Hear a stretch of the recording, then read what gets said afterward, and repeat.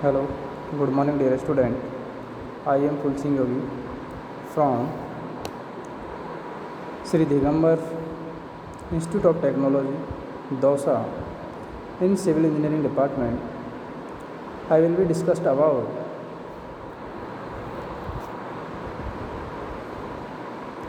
barter requirement of crops. This video number 19 and WRE subject BTech 5th sem.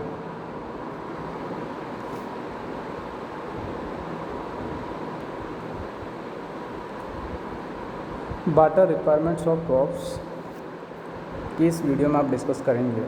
और आपने previous video में आपने देखा कि टाइप्स ऑफ क्रॉप्स का क्लासिफिकेशन देखा था कि अलग अलग फेज पर डिफरेंट टाइप से बताया गया था कि इस पर्पस के अकॉर्डिंग क्रॉप्स इतने प्रकार की होती है, जैसे seasonal wise, commercially, economically, medicine के लिए अलग से थी।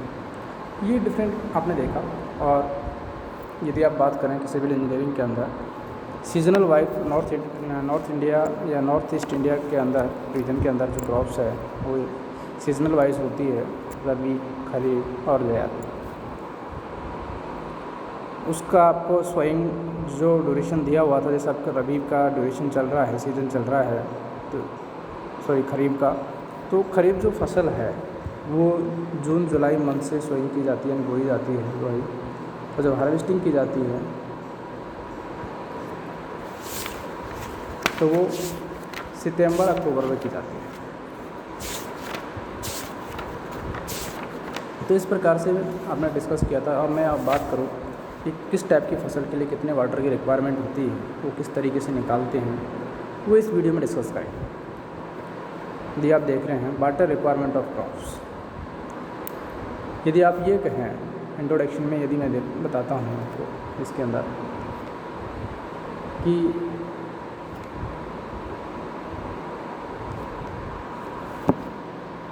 इंट्रोडक्शन द टर्म्स क्या होती है, water requirements of crops means the total quantity and the way in which A crop requires water from the time is sown to the time is harvested। यदि आप ये कहें कि कोई भी फसल जिसको सोइंग यानी बोने से लेकर उसकी कटाई तक, हार्वेस्टेड, कटाई तक के ड्यूरेशन के अंदर जितनी क्वांटिटी में पानी की रिक्वायरमेंट होती है वो वाटर रिक्वायरमेंट ऑफ क्रॉप कहलाता है। यदि आप ये कहें सिंपल सी लैंग्वेज में कि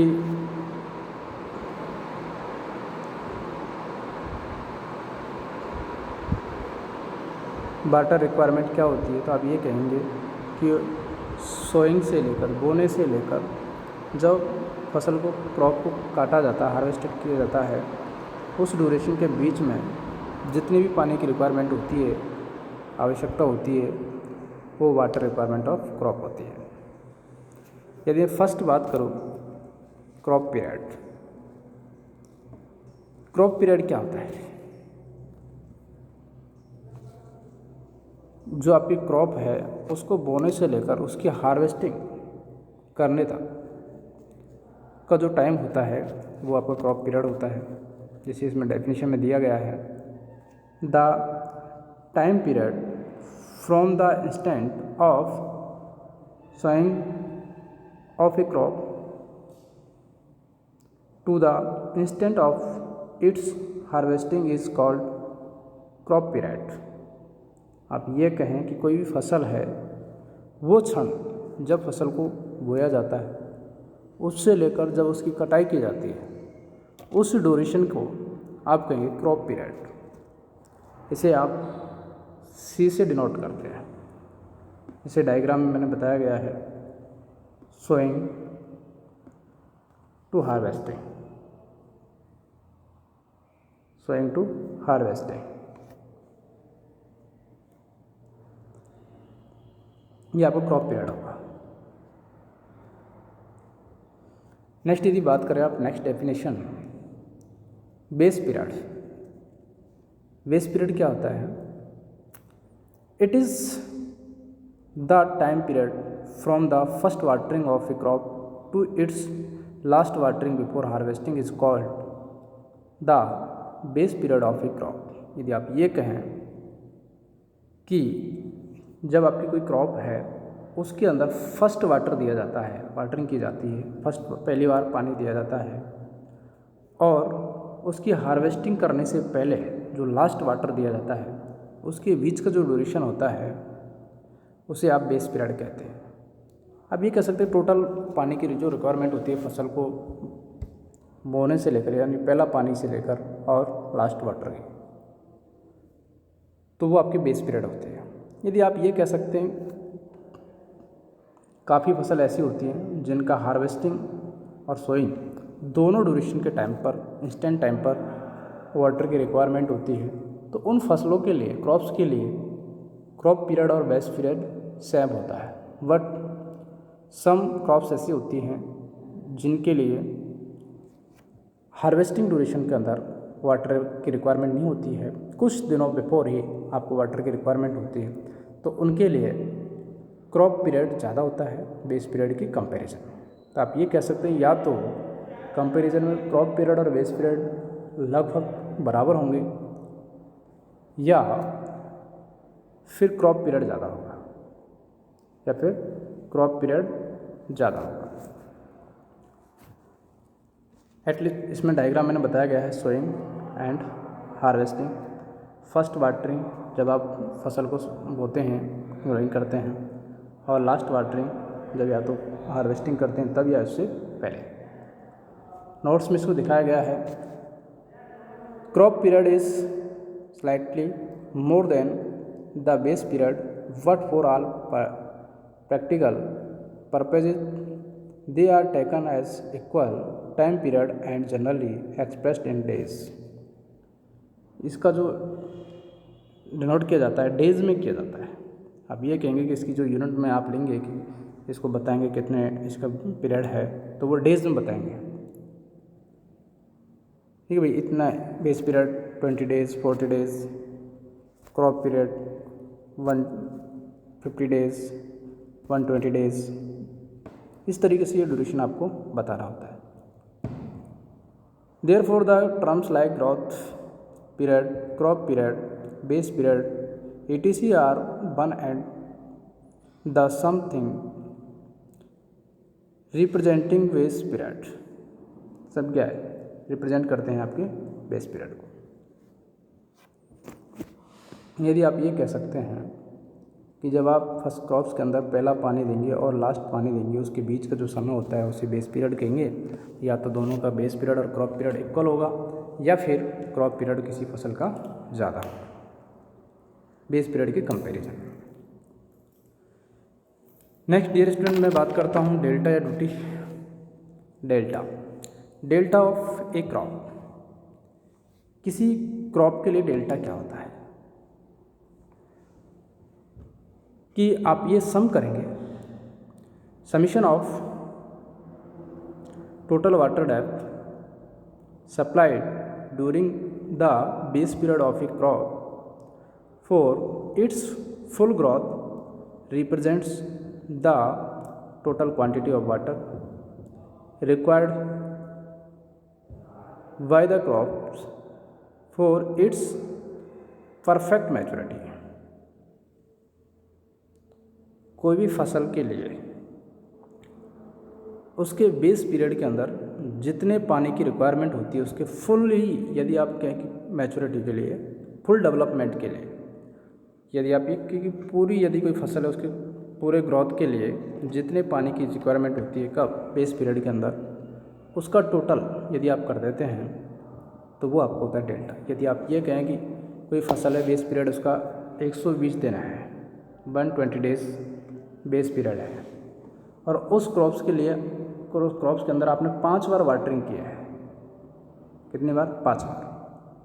आप ये कहें कि 10 बार किया है, कोई क्रॉप से 10 बार आपने वाटरिंग की, तो आपको ये पता होना चाहिए कि एक बार में 10 बार वाटरिंग की है, ठीक है, तो कितने दिन बाद में करते हैं। प्रत्येक 12 डेज के बाद में आपने वाटरिंग की है और 10-10 सेंटीमीटर की है, कितना हो जाएगा डेल्टा? 100 सेंटीमीटर। आपको पता होना चाहिए कि डेल्टा की जो यूनिट लेते हैं वो सेंटीमीटर में लेते हैं। तो आप इस तरीके से डेल्टा निकाल सकते हैं। कोई भी क्रॉप पीरियड जो दे रखा है, बेस पीरियड, उस बेस पीरियड के अंदर आपको ये बता देंगे वाटरिंग इतने दिन बाद में की गई है, इतनी वाटरिंग की गई है। तो एक बार में कितनी वाटरिंग की गई, माना 10 सेंटीमीटर की गई और 5 बार आपने पानी दिया, तो टोटल उसका डेप्थ कितनी हो गई? 50 हो गई। तो ये आपका डेल्टा है। तो आप इसे कहेंगे डेल्टा ऑफ क्रॉप, जिसकी वजह से क्या कि आपकी जो फसल है फुल ग्रोथ कर सके। ऐसा नहीं कम वाटरिंग करेंगे जिसमें कि आपकी जो फसल है वो फुल ग्रोथ नहीं कर पाए। Delta, this total depth of water in centimetre required by a crop to come to maturity is called its delta. आप ये कह सकते हैं टोटल जो डेप्थ होती है उसकी फुल मैच्योरिटी के लिए आवश्यक होती है और इसे सेंटीमीटर में नोट करें। जैसे फॉर एग्जांपल के लिए मैंने एक एग्जांपल लिया है समझने के लिए। If wheat required about 7.5 centimetres of water after every 28 days and the waste period for wheat is 140 days, then the delta of wheat is कितना होगा? तो आपको डेल्टा निकालना है। आपको ये पता लगा कि 28 डेज में आपको कितना पानी देना है? 7.5 28 डेज में। टोटल डेज ड्यूरेशन इसका बेस पीरियड का कितना है? 140 दिन है।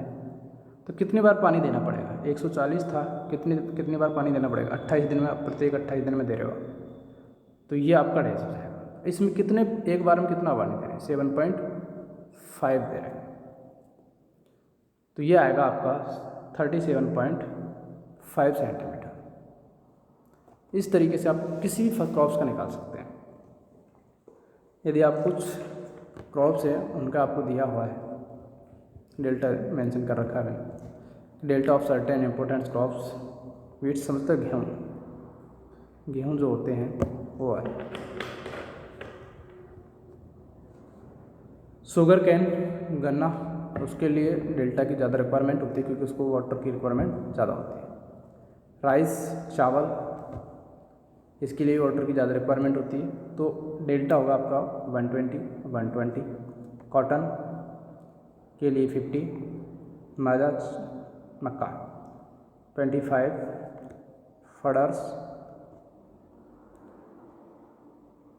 22.5, डॉग की घास वगैरह, वीट्स, गेहूँ 40 सेंटीमीटर। तो ये आपकी डेल्टास हैं कुछ क्रॉप्स के।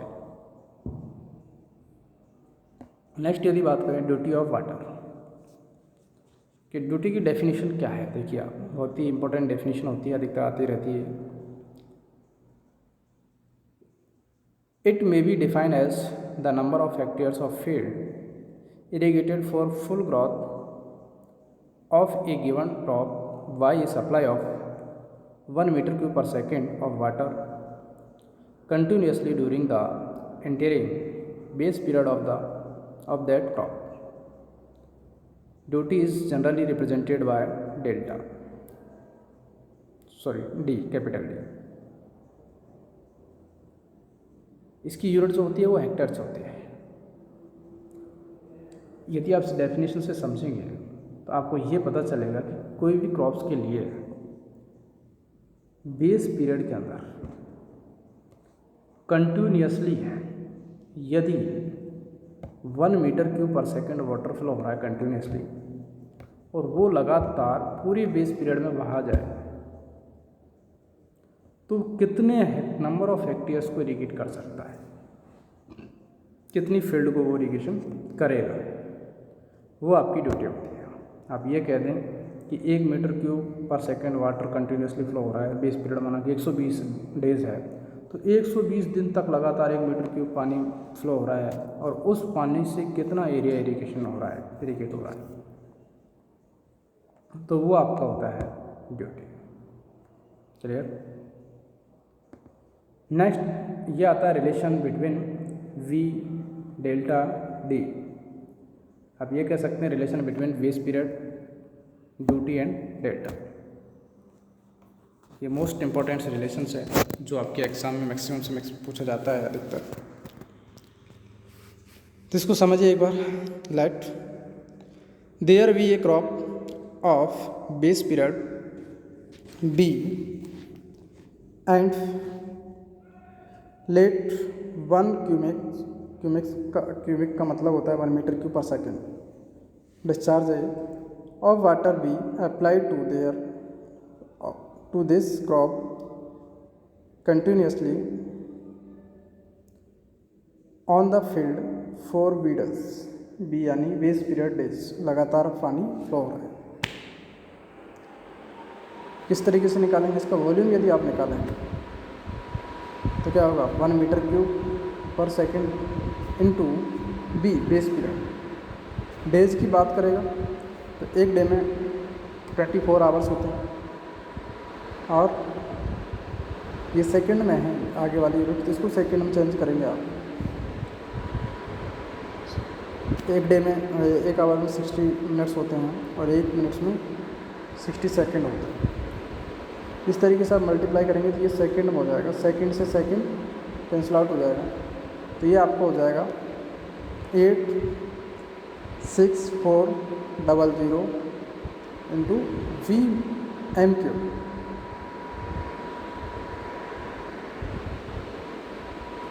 ये क्या है? Area irrigated for have given condition. यदि इस गिवन कंडीशन के अकॉर्डिंग इतना एरिया इरिगेट हो सकता है, कितना? D hectares. तो कैसे निकालें? Volume area into total depth, कि कितना एरिया है उस एरिया को यदि डेप्थ से मल्टीप्लाई कर देंगे क्या जाएगा? वॉल्यूम आ जाएगा। ठीक है, तो एरिया कितना? P into delta. दोनों इक्वेशंस किसकी है? वॉल्यूम की है। दोनों को इक्वल कर देंगे।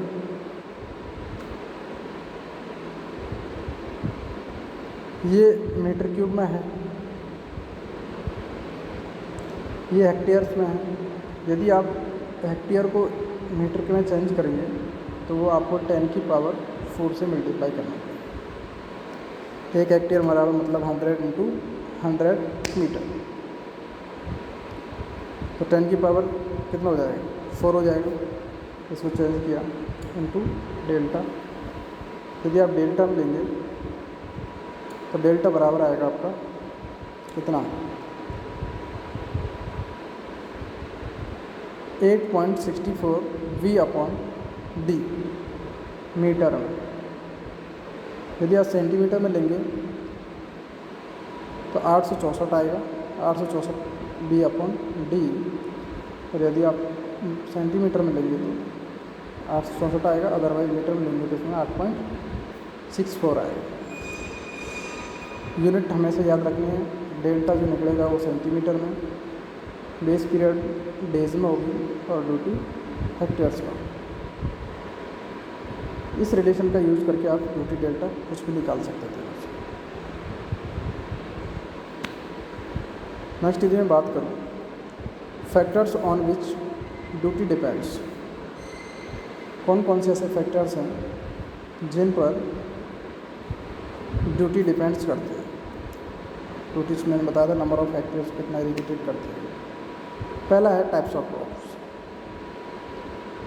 Water requirement is high for crops duty less, कि बहुत सी फसल ऐसी होती है जिनके लिए वाटर की ज़्यादा रिक्वायरमेंट होती है, तो आपको जो वाटर है वो फील्ड के अंदर आगे नहीं बढ़ पाएगा। जिन फसलों को ज़्यादा पानी की ज़रूरत है वो खुद ही सोख लेगी और वाटर को अपने रूट जोन में पहुँचाएगी, नीचे से फ्रीज होने देगी, सोख लेगी। तो आगे फील्ड के अंदर पानी नहीं बढ़ेगा तो आपका नंबर ऑफ हेक्टेयर्स नहीं बढ़ेंगे, कम होंगे। तो आप ये कहेंगे कि नंबर ऑफ ड्यूटी है वो क्या होगी? लेस होगी। कब? जब क्रॉप्स को वाटर रिक्वायरमेंट हाई होगी। और यदि कम फसल को कम पानी की रिक्वायरमेंट है तो आपको जो ड्यूटी है वो मोर हो, हाई हो। नेक्स्ट पॉइंट है क्लाइमेट एंड सीजन।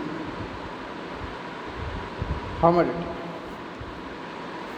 यदि सीज़न की बात करूँ, ड्राई सीज़न है तो आपकी जो ड्यूटी है वो क्या होगी, कम होगी।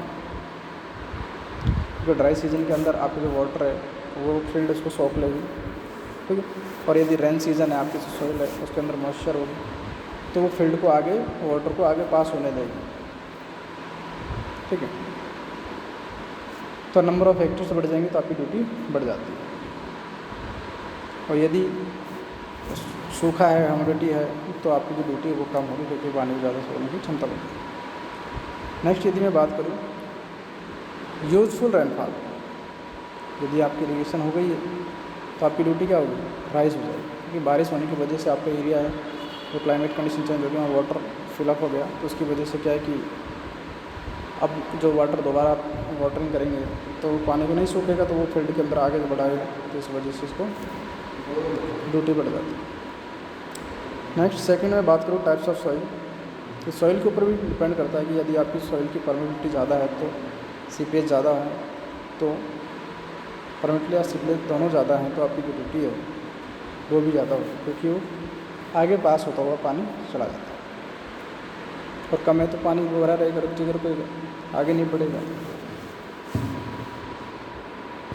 नेक्स्ट मैं बात करूँ इफ़िशियंसी ऑफ कल्टीवेशन मेथड, जब आप सिंचाई कर रहे हैं उसके ऊपर भी डिपेंड करता है कि आपकी जो कल्टीवेशन किस टाइप की है और वो फसल को आगे बढ़ रही है या नहीं बढ़ रहा है इरीगेशन आपका, तो ड्यूटी ज़्यादा होगी, और कम है तो वो ड्यूटी घट जाएगी। नेक्स्ट डियर स्टूडेंट, इसमें मैं बात करूँ कुछ सर्टेन इंपॉर्टेंट डेफिनेशन हैं जो आपकी इसमें काम आने वाली हैं, कि पैलो इरीगेशन किसे कहते हैं, जो sometimes in the irrigation stage before the crops is sowing the land is very dry. Starting में जो क्या है कि फसल जब होते हैं बोने से पहले इनिशियल स्टेज के अंदर जो वाटरिंग की जाती है वो आपकी पैलो कहलाती है, क्योंकि ड्राई लैंड जो है आपकी वेरी ड्राई होती है। In such case the soil is wetted with the water so as the help in the sowing of crops, such an irrigation is known as the paleo. यानी कि जब बोते हैं फसल को तब आपके ड्राई सॉइल होती है, उसके अंदर पानी की रिक्वायरमेंट होती है, उसे आप पहले वक्त पानी देते हैं इनिशियल स्टेज पर, वो आपको पैलो होता है। यदि मैं बात करूँ कोर वाटरिंग, तो आपको फर्स्ट वाटर होता है। The first watering which is given to a crop when the crop is a few centimetre high is called kor watering. यदि आप ये कहेंगे और फसलों की कंपेरिजन में थोड़ा फर्स्ट जो पानी देते हैं उसकी जो वाटर की रिक्वायरमेंट है वो ज़्यादा होती है, क्योंकि आप फर्स्ट पानी देते हैं, सिंगल पानी की बात करते हैं तो वो ज़्यादा होता है।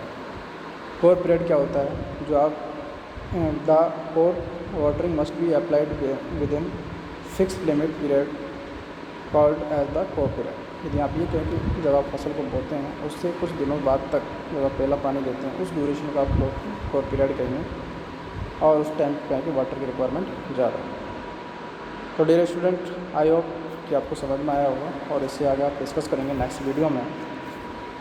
तब तक के लिए थैंक यू सो मच, और आप नेक्स्ट वीडियो में देखेंगे इससे आगे कि फसल को किस तरीके से यूज करते हैं, किस तरीके से क्रॉप्स बनाई जाती है।